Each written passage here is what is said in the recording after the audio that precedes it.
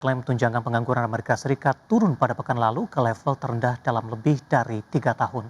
Data menunjukkan klaim awal turun sebesar 27.000 menjadi hanya 191.000 di pekan yang berakhir 29 November 2025.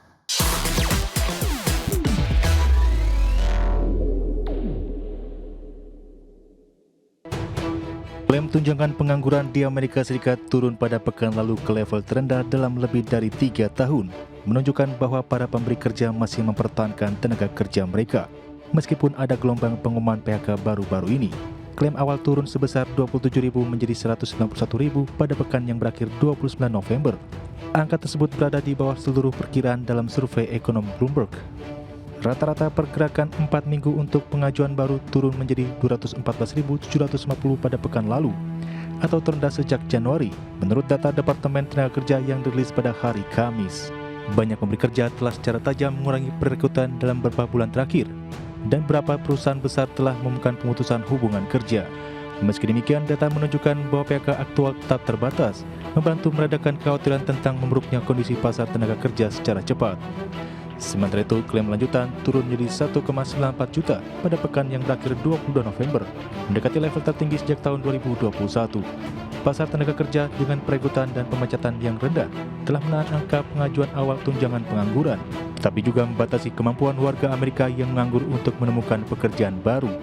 Menurut data ADP Research, perusahaan-perusahaan Amerika memangkas jumlah tenaga kerja pada November dengan laju tercepat dalam lebih dari 2 tahun, terutama didorong oleh bisnis kecil.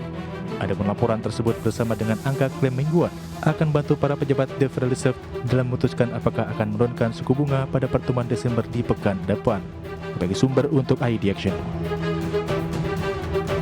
Sementara itu, calon bos baru The Fed yang saat ini menjabat sebagai Direktur Dewan Ekonomi Nasional Amerika Serikat, Kevin Hassett, dinilai belum tentu mampu mewujudkan laju pemangkasan suku bunga agresif seperti yang diinginkan Presiden Amerika Serikat Donald Trump.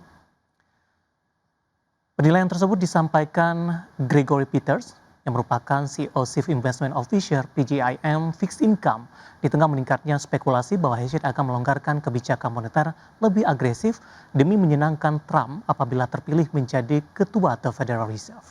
Ia menegaskan keputusan suku bunga The Fed merupakan hasil konsensus komite, sehingga seorang ketua tidak memiliki kuasa penuh untuk menentukan arah kebijakan secara sepihak. Komentar ini muncul menanggapi laporan yang menyebutkan sejumlah investor termasuk dari Komite Penasihat Pinjaman Pemerintah Amerika Serikat telah menyampaikan kekhawatiran terkait potensi penunjukan Hassett sebagai pimpinan The Fed. Pernyataan tersebut muncul ketika para pedagang obligasi dan pengelola dana makro global memetakan dampak perombakan kebijakan moneter yang dilakukan Trump terhadap The Fed. Hal itu karena sekedar sinyal perubahan arah kebijakan dinilai dapat menguncang pasar keuangan global.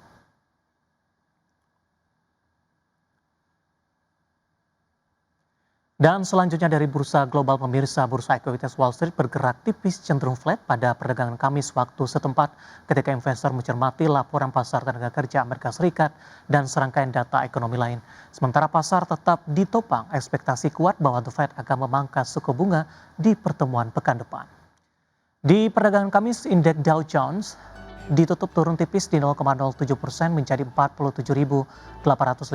S&P 500 naik di 0,11% di 6.857 dan Nasdaq Composite menguat di 0,22% ke posisi 23.505. Kita beralih ke update dari bursa Eropa, pemirsa.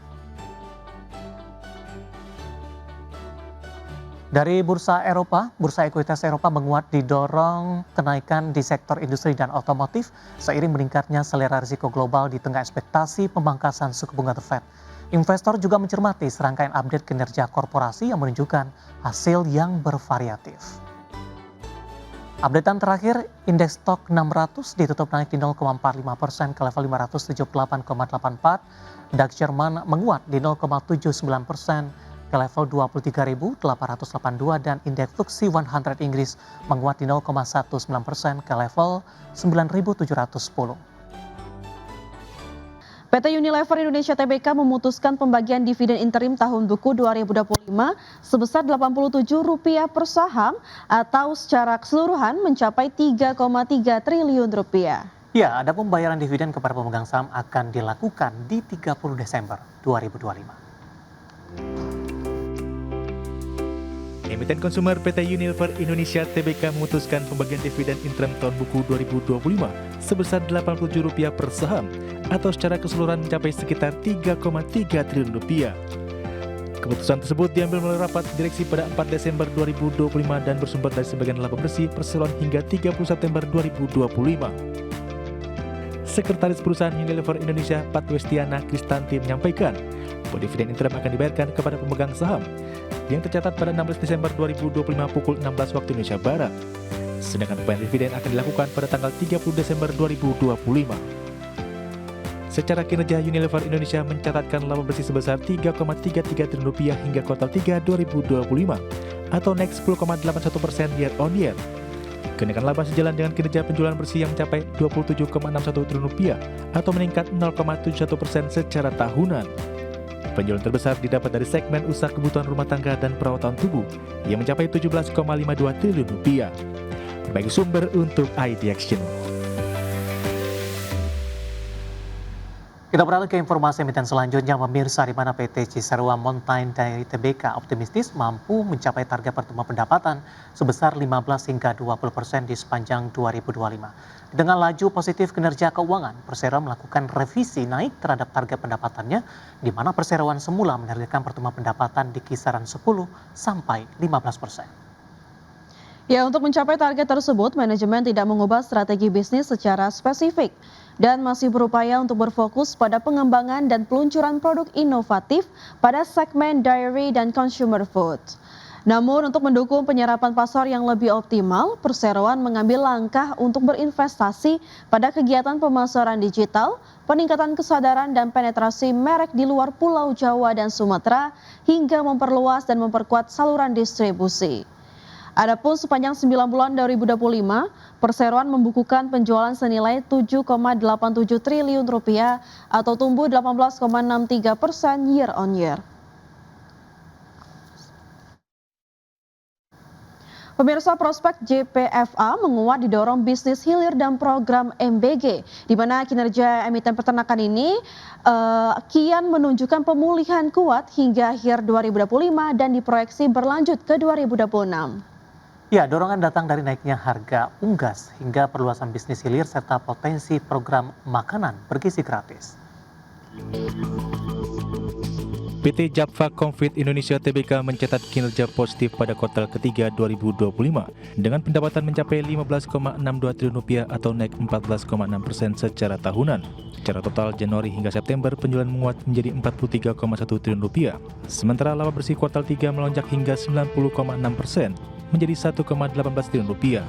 Anggota tim riset Samuel Sekuritas Harisu menyebut dorongan terkuat datang dari bisnis boiler, DOC, serta pakan yang tetap solid. Di seluruh segmen usaha, JPFA juga mencatat pertumbuhan, mulai dari peternakan komersial yang naik 18,3% hingga bisnis pakan ternak yang menguat 8,1%. Sementara segmentasi pengolahan unggas menunjukkan lonjakan tertinggi hingga 23,2% secara tahunan. Ekspansi bisnis hilir dinilai mampu menstabilkan kinerja ketika permintaan live bird melemah karena produk olahan memiliki margin yang lebih terjaga. Hari menilai prospek JPFA tetap cerah meskipun ada risiko penguatan harga soybean meal yang berkontribusi signifikan pada biaya produksi. Meski begitu, pendapatan JPFA tetap diproyeksikan mencapai Rp58,7 triliun pada akhir tahun 2025 dan terus tumbuh di tahun 2026 didorong efek suku bunga rendah serta program makan bergizi gratis. Dengan katalis tersebut, saham JPFA direkomendasikan buy dengan target harga Rp2.700 per saham. Berbagai sumber untuk ID Action.